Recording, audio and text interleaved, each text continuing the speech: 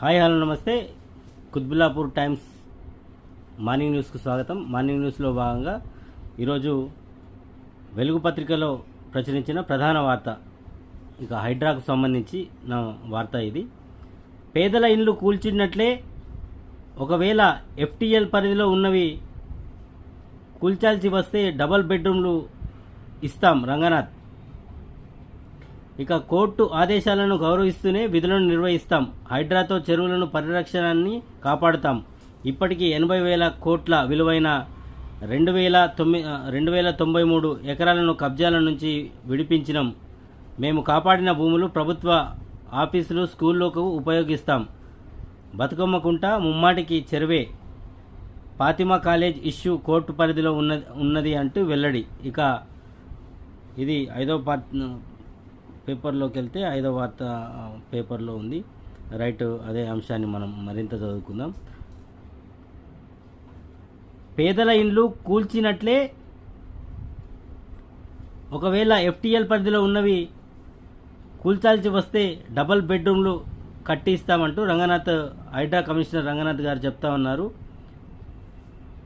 ఇక ఇది అంశానికి మనం ప్రధానంగా హెడ్లైన్స్ మాత్రమే చదువుకుందాం ఒక్కసారి.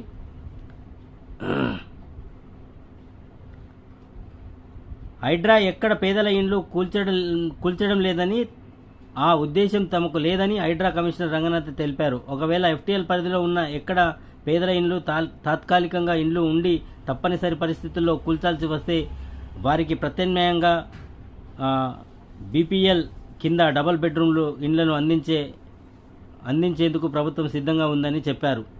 అలాగే ఓనర్షిప్ హక్కులు ఉన్నవారికి టీడీఆర్, ట్రాన్స్ఫరబుల్ డెవలప్మెంట్ రైట్స్ అందిస్తున్నాము అంటున్నారు.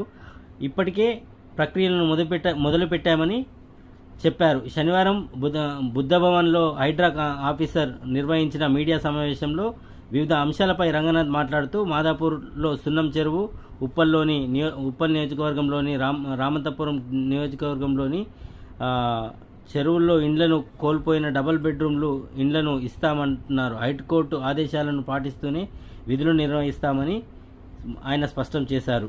ఇక బతుకమ్మకుంట ఒక చెరువే, ఆధారాలున్నాయి అంటూ ప్రధానంగా హైడ్రా రంగనాథ్ గారు చేసిన మాటల్లో కోర్టు ఆదేశాలను పాటిస్తాం. 4 పెద్ద చెరువులు అభివృద్ధి, త్వరలో సిఎస్ఆర్ ద్వారా డెవలప్. ఇక మాన్సూన్ సిద్ధంగా ఉన్నాం అంటే